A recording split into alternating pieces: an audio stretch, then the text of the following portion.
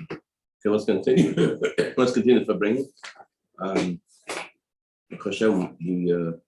Every page is diamonds of scissors. Let's continue on with what we're up to.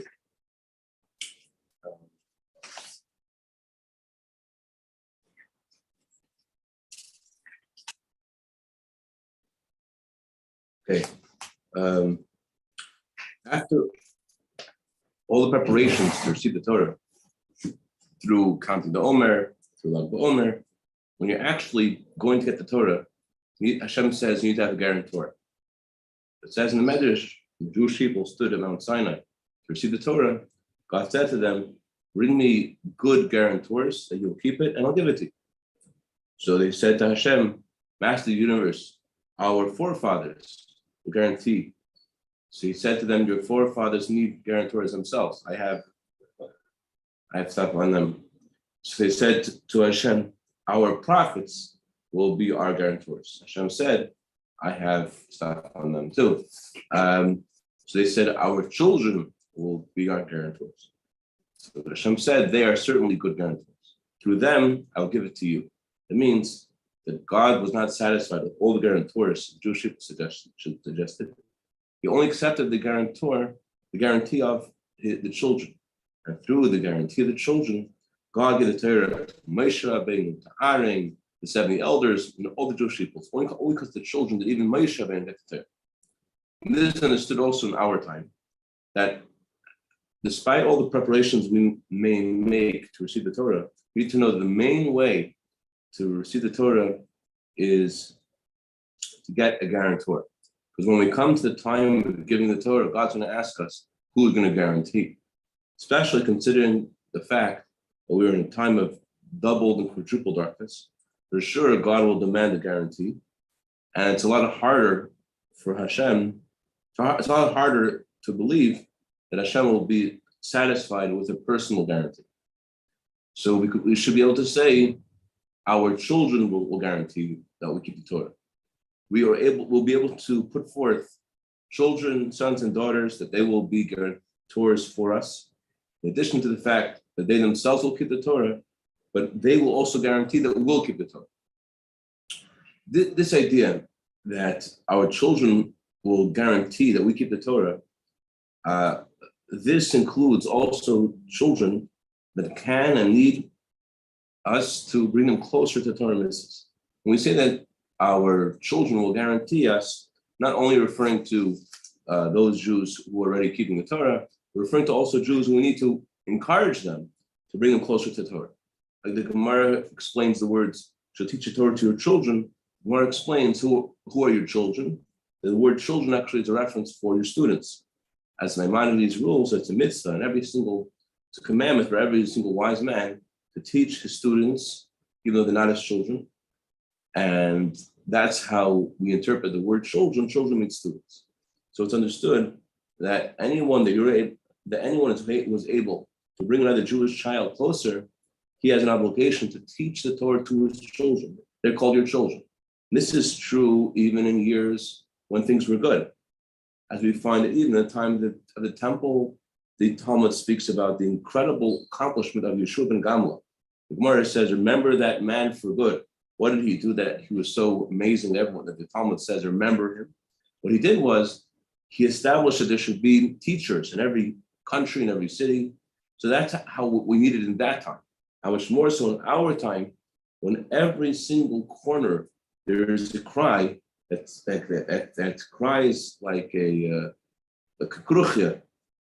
And the cry that we hear in every corner is, go and save Jewish children.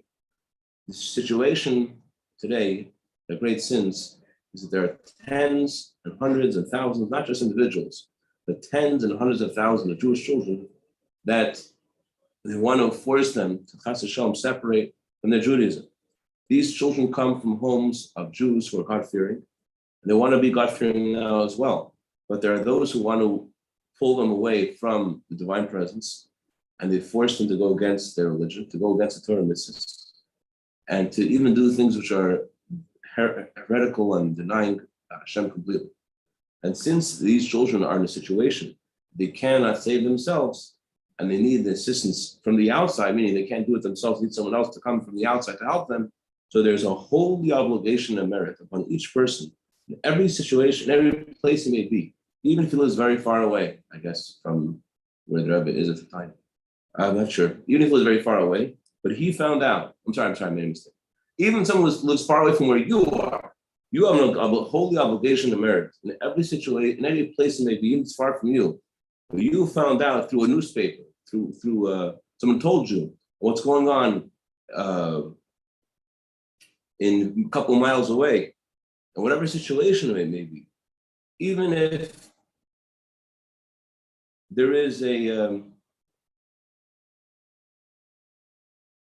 if Chas v'Shalom, this person, God forbid, his children are missing something in their limbs or in their veins, in their health, they have an obligation to do whatever they can to save these children. If we're able to accomplish this in a peaceful way, great. If we're not able to accomplish this in a peaceful way, we have to accomplish this through a protest. And if a protest won't help, we have to do this in a way of hafchada, to frighten, meaning I'm not sure what the Rebbe is referring to when he's saying that the people want to take their Jewish children from Torah. I'm not sure. I was thinking that I was talking about the fact that there's just the winds of the street, but it seems like it was referring to something very specific.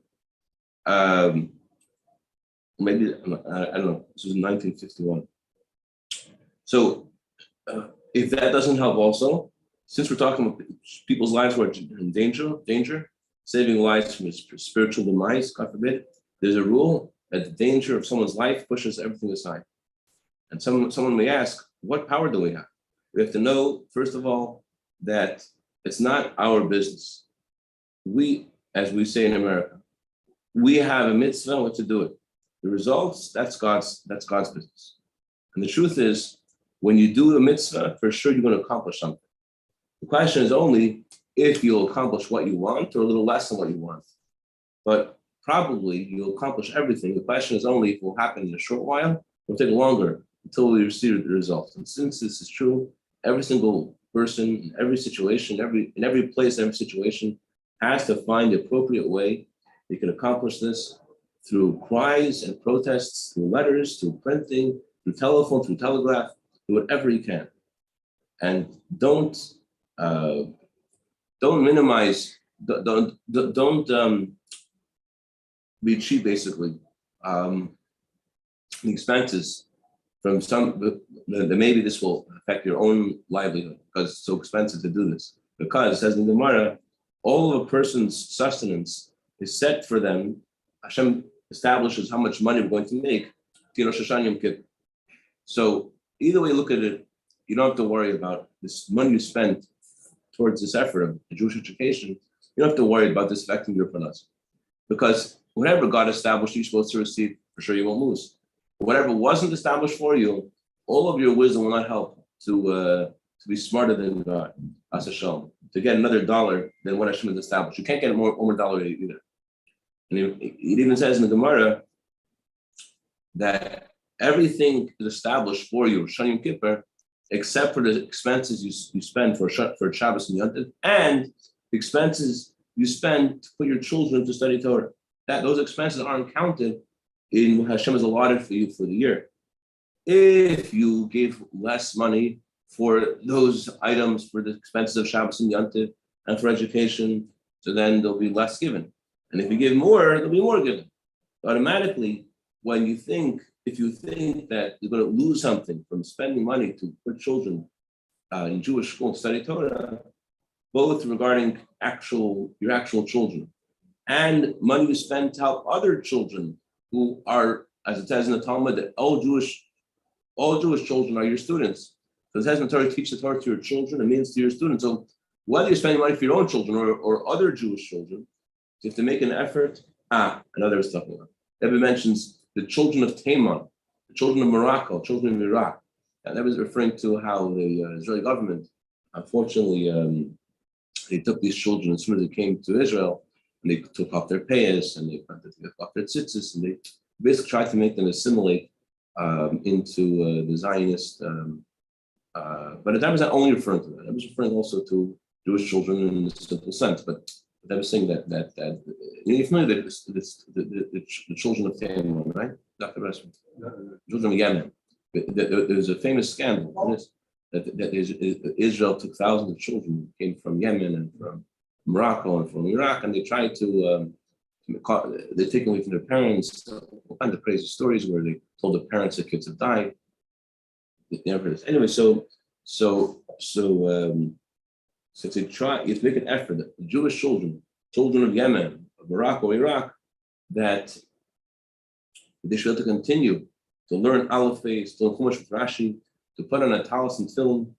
That's part of education. You have to know these expenses you give for these purposes, they are in God's cheshbon, in God's account. On the cheshbon hamelech, in Russian, there's the expression kaznia boata. That means on the king's account. So whatever you're going to spend for that, it's part of the king's account. You're not losing anything from this. So you could spend lots of money on it, because Hashem says, "I have silver and I have gold," and automatically God will for sure find a way how to finance all these expenses.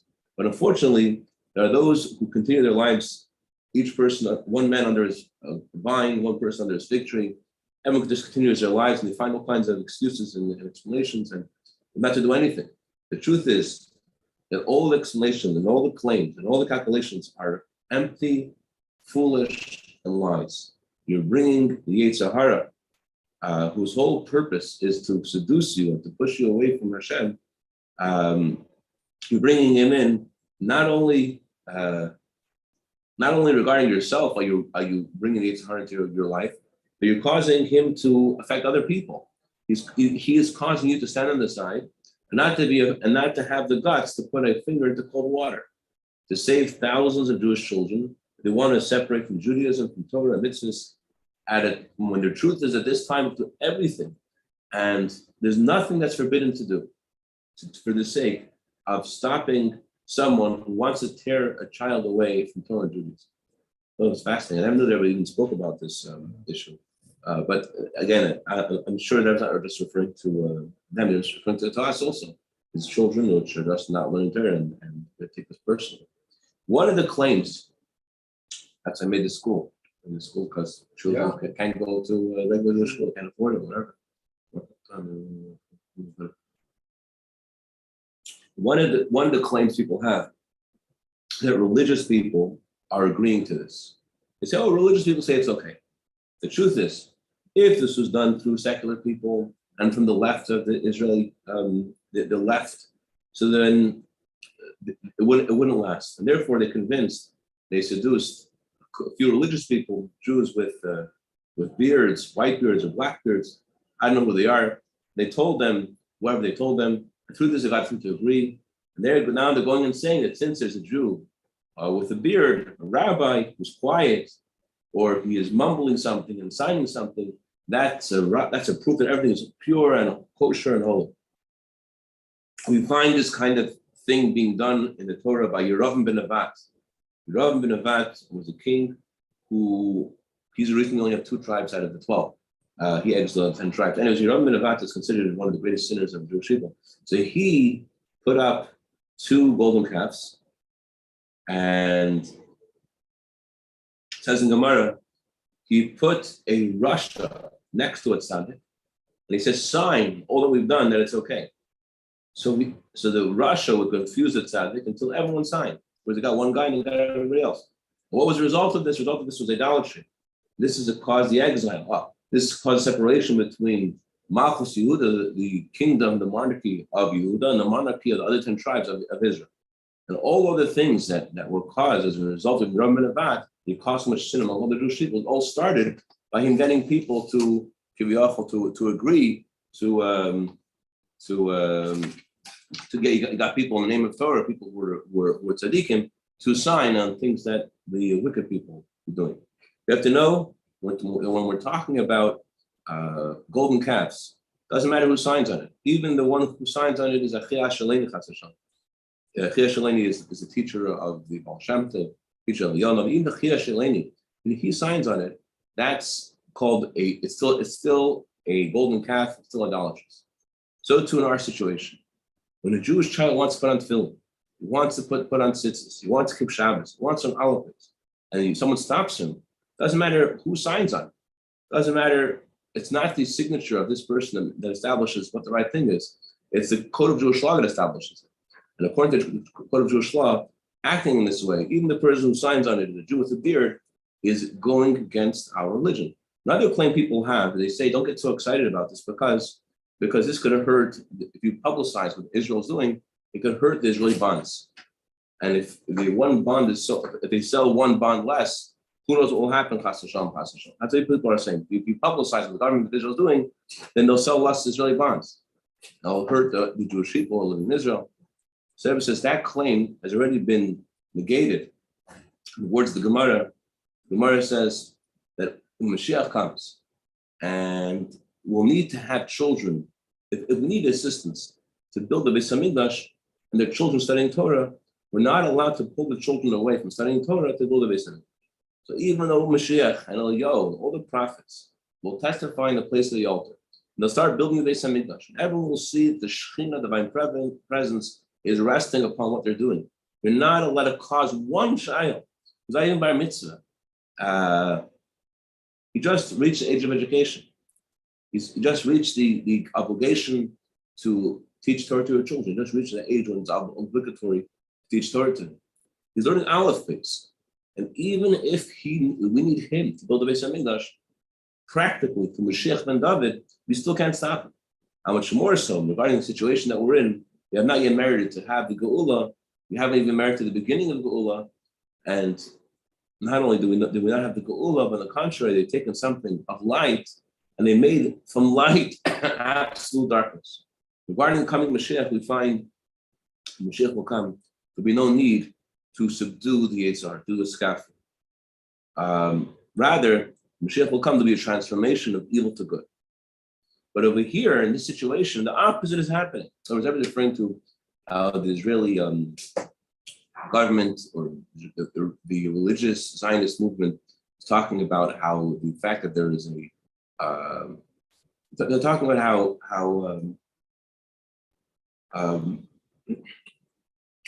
Israel is like it's the beginning of Mashiach coming. Mashiach has already started to come. The Rebbe says Mashiach is a transformation of good to bad. This is the opposite. This Chachmal is not a transformation. They're taking things of light and making darkness. So it's not a transformation of darkness to light. It's transformation of light to darkness. They're using something. The people are saying, "Oh, we need to sell the Israeli bonds. That's a good thing." And what are you using that argument for? To say that for that sake, we need to tear away children from Torah and to scorn all that's holy to Jewish people. Rebbe says there was never been till this time such troubles from it says in the Talmud, it says in the Torah, those who destroy you, those who ruin you will come from you. There's never been such a situation where I guess religious people are fighting against their own selves. And this understood how far we are from the building of Beis Hamikdash, not just far from time, not far in time, because Hashem's salvation comes in the blink of an eye. We're far in concept. The situation that we're in is very distant from building the Beis Hamikdash. It's not in time. That could happen in a second. Sure, that will happen in a second, but we're far in concept. And automatically, if for the sake of building the Beis Hamikdash, we're not allowed to stop one child from learning Aleph base, how much more so is it forbidden to stop children from learning Torah for something insignificant, things of lies, how much more so to use this argument to do non-kosher things. These activities, not only will they not help the land of Israel, the Jewish people living in Israel, contrary, though, this will destroy Israel. The Eicha Rabbah, the Medrash on Lamentations, which talks about the destruction, begins with a story about a visit of Jewish sages to cities. They came to one city. There was no teacher of children in that city. They said to the people of the city, "Bring to us the guardians of the city." So they brought the people in charge of guarding the city and guarding the fields of the city. And the sages responded, "You call these people the guardians of the city? They're the ones who destroy the city." So they told the sages, "Then who is the guardian of the city?" The sages said, "Those are the ones who teach the children Torah, the ones who teach the Torah Chumash, the ones who teach the children Mishnah. Those are the ones who are the guardians of the city." That means guarding the government, guarding Israel, guarding the Jewish people who live in Israel. is by having teachers teach children Aleph, Beis, comments, Aleph, Chumash, Mishnah, Gemara, with a sense of reverence for Hashem, which is the goal of everything.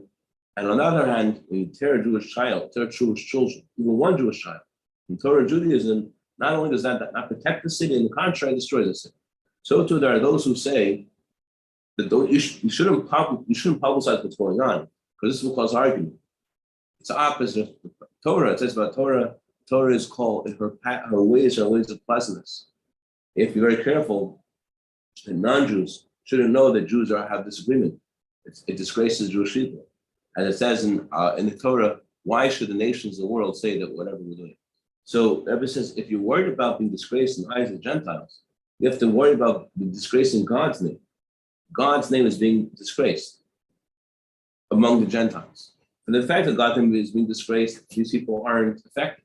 But if Chas v'Shalom, God forbid, that the non-Jews will think that this specific person is not being accepted with love and admiration by all the Jewish people, then that's their fate. In other words, they're afraid that they will lose respect by there being publicity about what these officials are doing. They're afraid about they're losing their political clout and respect. So shouldn't be afraid of this. You're allowed to say sometimes, you gotta say the truth sometimes too. This doesn't matter to Hashem. What matters to Hashem, what affects Hashem is that there's those that announce that Beis Yehuda, the Jewish people, are like all nations of the world. As Cheskel Navi says,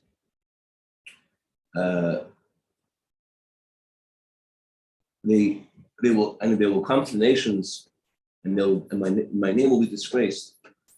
And so Hashem says, I will have Rahmanis. And Cheskel Navi is talking about the end of the Golus.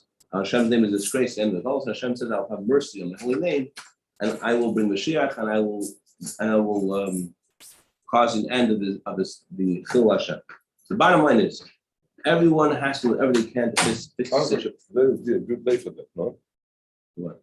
Mashiach. Yeah. Every single 100%. Says that everyone has to do whatever they can to fix the situation, and the way to do this is not equal for everybody. Some people go one way, one person go another way, but there are two clear things about this. Number one, that every single person must do something about this. Number two, and the ultimate promise, the Hasidim, whatever they do, they'll be successful. Yad Chasim al Yedach, some will always be successful. This applies to this as well. That when they will act, when they will do, they'll for sure be successful. That's the bottom line. But do whatever we can to help Jews to have education, and this obligation every single person. And it's clear that if you do something, you'll be successful. That's what it is.